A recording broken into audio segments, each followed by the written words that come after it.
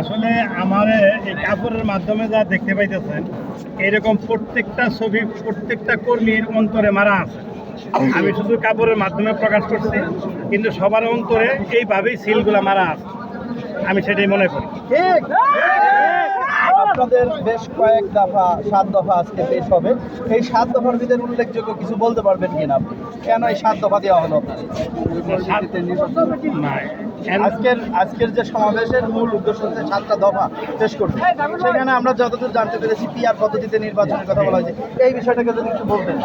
PR পদ্ধতিতে নির্বাচনটা সবচাইতে গ্রহণযোগ্যতা আছে, কারণ প্রত্যেকটা ভোটের মূল্যায়ন হবে। পিআর পদ্ধতিতে যদি নির্বাচন হয় তাহলে প্রত্যেকটা ভোটের মূল্যায়ন হবে। আর আগে যে নির্বাচনগুলো হয়েছে, কেউ 60% ভোট পেয়ে সংসদে গেছে, কেউ 70% ভোট পায় ফেল করছে।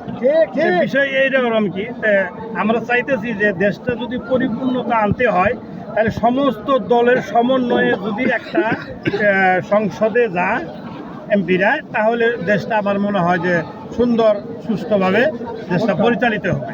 আর মূল কথা হলো, যাদের ন্যায় ইনসাফ ভিত্তিক যারা দেশটা পরিচালনা করতে চাইতেছে, যারা আখেরাত নিয়ে সবসময় চিন্তা ভাবনা করতেছে, যারা আখেরাত অন্তরায় জড়ায় রাখছে, ওরা কোনো দিন অন্যায় কাজটা করতে পারে না। এই পিআর পদ্ধতির কথা বেশ সমালোচনা হচ্ছে। কোনো রাজনৈতিক দলের প্রেসিডিয়াম সদস্য বলেছে যে পিআর পদ্ধতি জনগণ বোঝে না। এই বিষয়টা আপনি কি বলবেন? অবশ্যই কিছু কিছু জনগণ অবশ্যই পিআর পদ্ধতিটা বুঝে না, ব্যাখ্যা রাখতেন। যদি যেই বুঝে যে পিআর পদ্ধতি নির্বাচনটা যেন বুঝে, তখনই বলে যে হ্যাঁ এইটাই দরকার।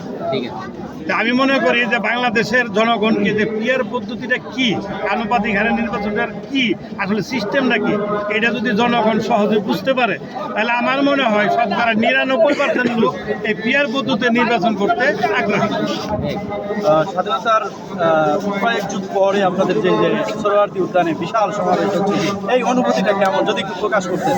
আসলে এই অনুভূতি ভাষায় প্রকাশ করার মতো ক্ষমতা আমার কাছে নাই।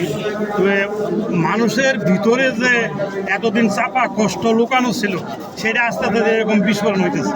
এই বিস্ফোরণ হয়ে সারা বাংলাদেশের আনাচে কানাচে তার কণিগলা পড়তেছে। এখন সবাই চাইতেছে যে ন্যায় ইনসাফ ভিত্তিক দেশটা পরিচালিত হোক। আমরা মুসলমান, আমরা আখেরাতে যাই, আমাদেরকে জবাব দিতে হবে, অবশ্যই জবাব দিতে হবে। আমি যদি সারাদিন বিভিন্ন দলে দলে অন্য দলেই থাকি, আমি যদি রসুলের সৈনিক হইতে না পারি, তাহলে আমি আখেরাতে কি নিয়ে যাব? বাংলাদেশের মধ্যে অন্যতম একটি রাজনৈতিক দল